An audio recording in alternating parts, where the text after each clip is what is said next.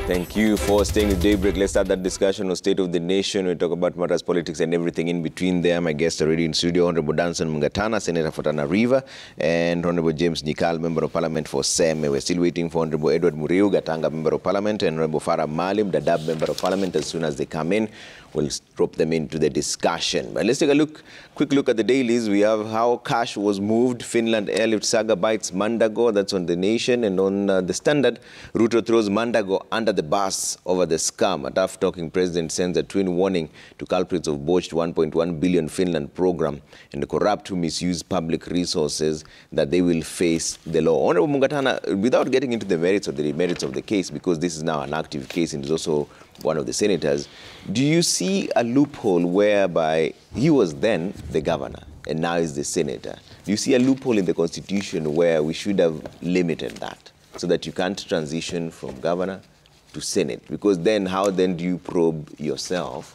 after having served in the same county? Good morning, and thank you for inviting me.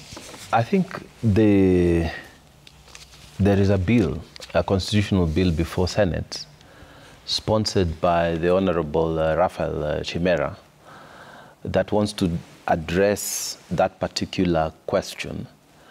So that issue is going to be live for discussion before the Senate, whether you can immediately after having served as a governor run for Senate and sit in the Senate and serve there. The proposition in that bill is that we should create a 5-year hiatus so that the person who has just finished being governor should be allowed to stay out for 5 years, not at least run for Senate, because of the possibility of this kind of thing called oversight and conflict. There is no conflict of interest happening. I, however, hold a different opinion because I believe in Wanjiku. Wanjiku is a supreme person. He is a sovereign in this country. That's the person who decides who will be MCA, who will be MP, who will be president. So, if Wanjiku says that you have served as a governor and you continue to serve us as a senator, as it was the case for the Honorable Senator for Mandera, Ali Roba, we should respect the voice of Wanjiku. If Wanjiku says, no, I don't even, you served as a governor, I don't want you to serve as a senator. You did a very good job as a governor, but no as a senator, as was the case for the Honorable Kivutha Kibwana in Makueni. Respect to Wanjiku. If Wanjiku says, I don't even want you to even talk about that, don't even think about that issue, like was the case for the Honorable Charity Ngilu, then let us respect the will of Wanjiku. According to me, Article 38 of the Constitution that discusses the questions of political rights must be respected. You cannot create hurdles. The hurdles like degrees, like don't run for this and the other, that we had not agreed on, because earlier on we had agreed as a country for the president 2 terms consecutive. For the governor, 2 terms, not consecutive. So if you ran for governor today, you lost, and then ran again and won, you can't run for a 3rd term. Yeah? But for president, it has to be consecutive, which means you can run now, lose, then you run, win, and win again. You can run a 3rd time, but not the case for governors. So when we were negotiating this constitution, there's a way we agreed how we were going to live. So one of them was, we said we have political rights, except in certain cases like restricted as the case for president, because we knew what the presidents had done in the past for overstaying their time. But don't you see a conflict of interest? I don't think so, because the governor and then you come in as a senator, and if you're probing your term as a governor, how objective would you be? So first of all, for me, when you look at it, every time you have a matter that has conflict of interest, the standing orders requires of you to recuse yourself from that sitting. So there's already a mechanism that exists that takes care of that. making a constitutional amendment on a matter such as this that restricts the choice of the sovereign as to who should serve them, I think is going into attacking Article 38 of the Constitution. Yeah. So it will mean we'll have to also amend that, you know, and maybe other subsequent articles and other laws that have come in to support the right to political participation. You are supposed to have a right to go into any office, to run for any office, just as you have a right to vote for any office, with the exceptions on the presidency and the governorship. How would you term this fiasco? The president has termed it an embarrassment to the country. I think the president comes from Uasin Gishu County. So when he's talking about, I watched the clip and I got the feeling that it is personally embarrassing the county that produced the president. But we can't say that because of that, then a constitutional amendment must happen. I think we need to stop making decisions on the basis of emotion. Let us discuss everything, put on the table, and that's why I'm happy the debate will be on the table. Let us hear all sides. Yeah. But I have taken the position that let us respect the will of the people. Okay. Let us make the place as open as possible. Let Wanjiku be able to choose who he wants. Okay. So I am against people who say, let's have degrees.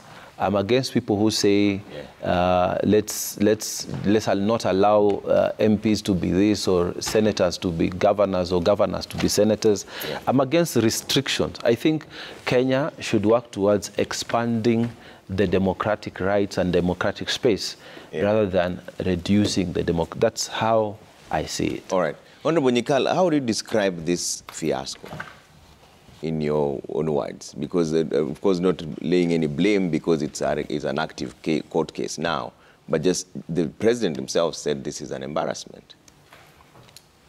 It is bad that something like that happened, but the courts will decide the merits of each individual case.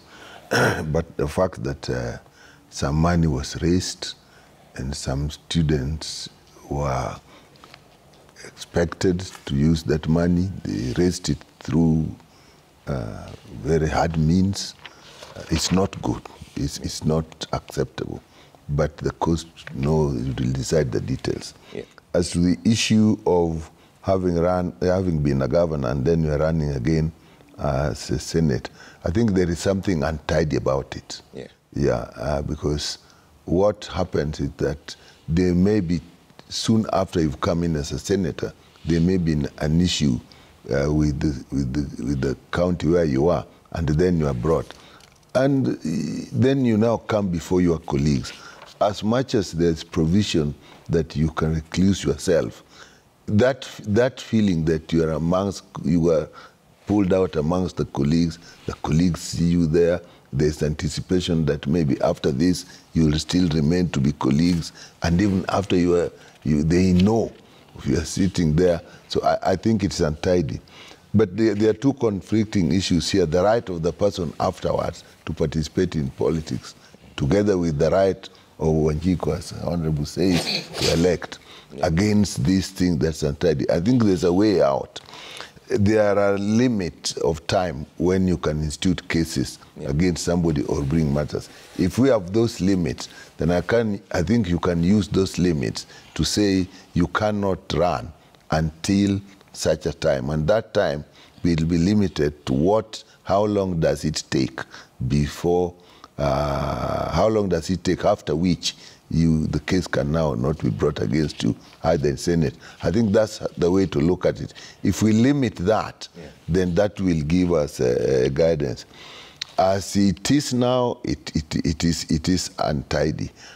We have the case of the president not running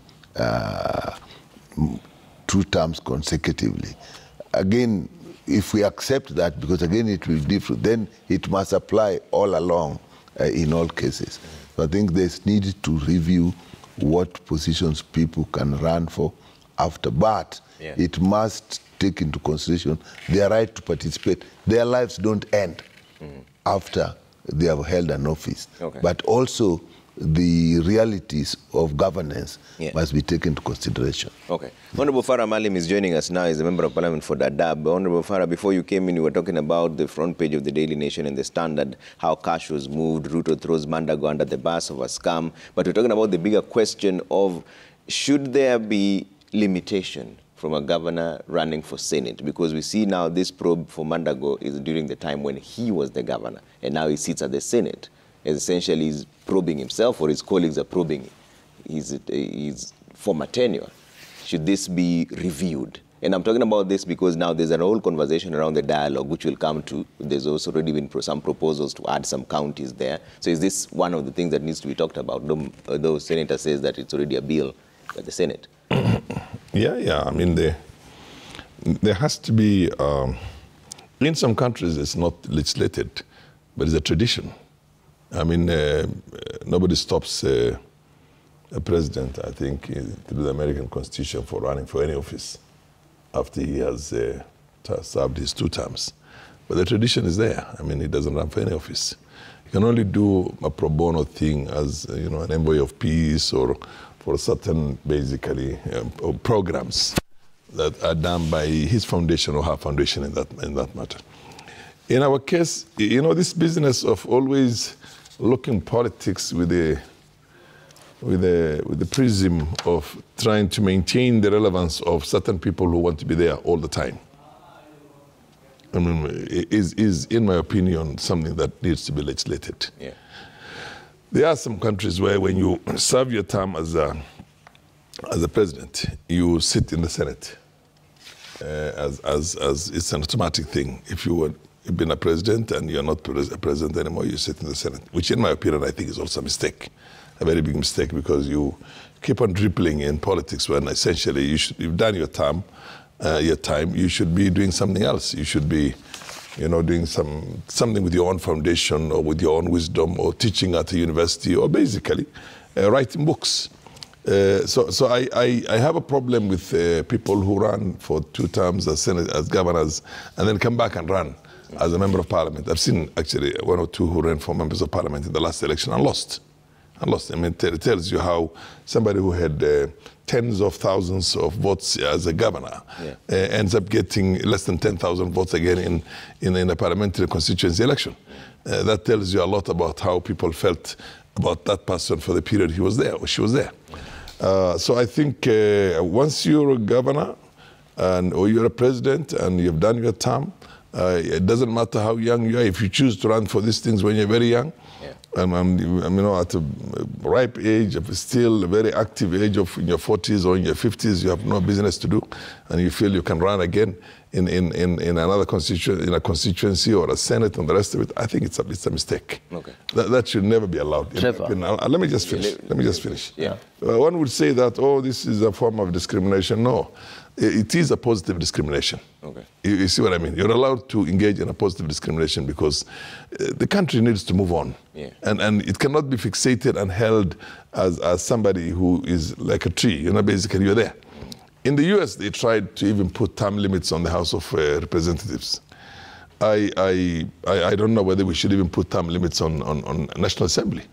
Probably one of the first victims, but I don't.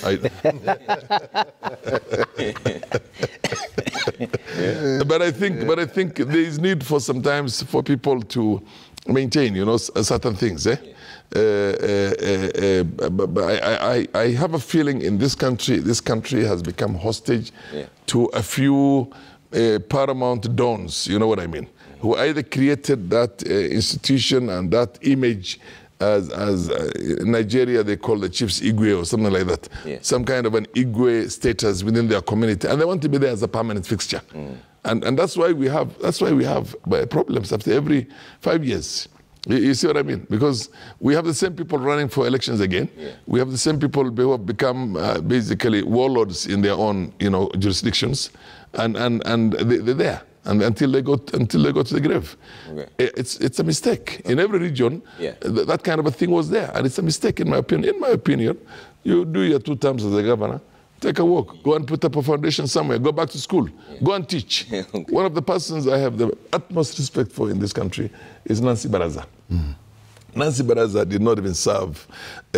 She served for the shortest stint as a member of the Supreme Court, and literally one of the most progressive members. And basically, through some small conspiracy, in my own opinion, I might be wrong, she was bundled out. But she went back to the university and she's teaching there. She's now a professor, I think, yeah?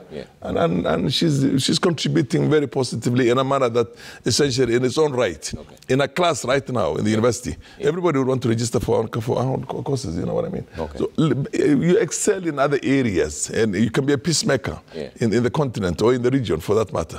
But not... But Trevor, I get his argument. The Honorable Farah Maalim makes a very good argument. But I also want us to balance this discussion in terms of what if the sovereign still wants you to serve in another capacity? You see? Yes. This is the question. In 1875, Andrew Johnson, who was president of the US, he went to serve in the Tennessee Senate, okay? The 27th president of the US, somebody called, I think, William Howard, he went on to serve as the Chief Justice of the Republic of the United States of America. So if the people still want you to serve, how do you balance that against the idea that, you know, you go away because you have been governor, go away? I think I'm still appealing that let that matter be debated properly, soberly, in the Senate, because there's already a legislative proposal before the Senate to say bar any governor from running for 5 years. I think then we will have to agree that do we allow that? Is that the intention of Wanjiku? Or are we making an emotional decision because something small has happened? But Farah is saying that if you close that door, then you're essentially just giving Wanjiku limited choices. I mean, who decides that they're the ones who want you there? You're the one who first says that I'm the one who's running again. They can always get other options. If you're not there, even natural causes happen. Agreed, but I'm saying you are the one who is limiting Wanjiku by saying this person should not run. You know, allow it to be open. I'm all for the expansion of the democratic space rather than the squeezing it. There are two things here. One is morals and ethics. I think those ones are hard to legislate for. And whether you should know in your own heart, I've served, I've done this, now really it's time for other people. There may be perceived or conceived issues that come. That people have to see, and as we develop, it's a country problem, we can develop ethics, maybe Chapter 10 or Article 10 of our Constitution will mature into practice so that people can see those things. But the practical issues is, if there are conceivable problems that can come, like I indicated in one case where you know that this, if he goes a governor, he comes to the Senate, it is quite conceivable that issues will come from where he was into the Senate where he's serving. I think we can actually devise legal ways of saying in such circumstances where it is conceivable, then we can use the law to limit people on that basis. Because the good, the bigger good, is always more important than the rights of an individual. I have to take a quick break. When we come back, we're talking about matters devolution and also the national dialogue. There seems to be a nexus between those two because there already is some members of parliament from marginalized communities saying that they want the counties increased from 47 to 56 because they have not benefited from most of their affirmative action funding. But also there's the conversation on the national dialogue on how it should be structured exactly and whether this is heading into a constitutional moment. That's a conversation we're having right after this break. Keep your views coming at Trevor Mbija to Citizen TV Kenya. Use the hashtag Daybreak. See you shortly.